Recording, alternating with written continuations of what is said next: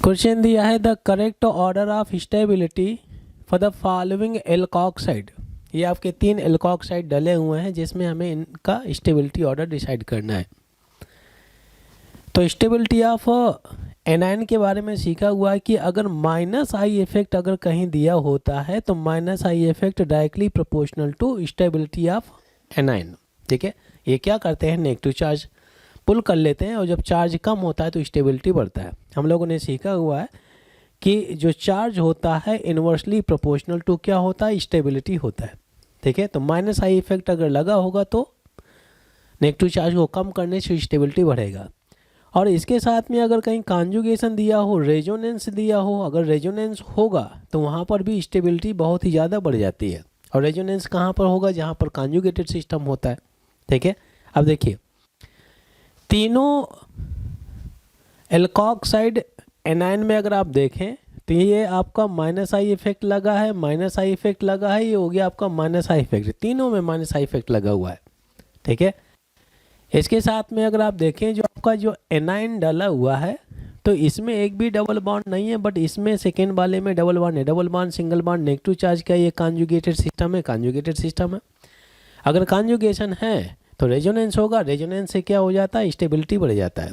ठीक है, अच्छा अगर आप इसमें देखें तो इसमें भी double bond single bond negative charge है, यहाँ पर भी कॉन्जुगेशन है। ठीक है, तो यहाँ पर भी स्टेबिलिटी बढ़ेगा। क्या होगा कि जो नेगेटिव चार्ज जब आपका रेजोनेंस में पार्टिसिपेट करेगा तो ये रेजोनेंस की वजह से पूरा नेगेटिव चार्ज क्या हो जाता है, डिफ्यूज हो जाता है।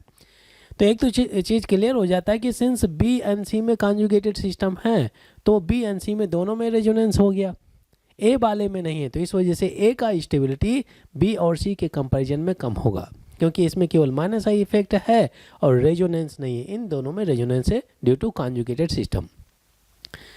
तो ए का स्टेबिलिटी बी एंड सी के कंपैरिजन में सबसे कम होगा। अब बी एंड सी में सबसे ज़्यादा स्टेबिलिटी किसका होगा, ध्यान देंगे केयरफुली। यहाँ पे अगर आप देखें ये जो आपका कॉन्जुगेटेड सिस्टम है, ये पोर्शन हो गया डबल सिंगल नेगेटिव चार्ज, ये कॉन्जुगेटेड सिस्टम हो गया। और इसमें ये जो आपका जो कार्बन लगा है, इस कार्बन से O माइनस का जो सेकेंड कार्बन है यहाँ से NO2 लगा हुआ है, तो ये वाला ग्रुप इस डायरेक्शन में इलेक्ट्रॉन पुलिंग कर रहा है। तो कुछ नेगेटिव चार्ज आपका इस डायरेक्शन में जाएगा, कुछ नेगेटिव चार्ज कॉन्जुगेशन में जा रहा है। ठीक है, तो मतलब यह है कि ये जो कॉन्जुगेटेड सिस्टम है तो ये नेगेटिव चार्ज 100% कॉन्जुगेशन में नहीं जा रहा है, क्योंकि इसका कुछ नेगेटिव चार्ज NO2 ग्रुप के द्वारा पुल किया जा रहा है जो माइनस आई इफेक्ट की तरह काम कर रहा है। बट इसमें अगर आप देखें तो ये हो गया पूरा एक्सटेंडेड कॉन्जुगेशन है, एक ही डायरेक्शन में कॉन्जुगेटेड सिस्टम है और उसी डायरेक्शन में आपका माइनस आई इफेक्ट भी लगा हुआ है। ठीक है, तो जितना भी नेगेटिव चार्ज है पूरा का पूरा कॉन्जुगेटेड सिस्टम में जा रहा है, तो जितना ज़्यादा नेगेटिव चार्ज कॉन्जुगेशन में जाएगा उतना ज़्यादा रेजोनेंस होगा। तो कंपैरेटिवली सी वाले में रेजोनेंस ज़्यादा होगा इन कंपैरिजन टू बी, क्योंकि इसमें नेगेटिव चार्ज क्या हो रहा है, दो डायरेक्शन में डिफ्यूज हो रहा है। ठीक है, कुछ क्वांटिटी इधर जा रहा है, कुछ क्वांटिटी अदर डायरेक्शन में जा रहा है, इसमें तो सभी एक ही डायरेक्शन में जा रहा है। ठीक है, तो यहाँ पे क्या है कि इसे हम बोल सकते हैं एक्सटेंडेड कॉन्जुगेटेड सिस्टम।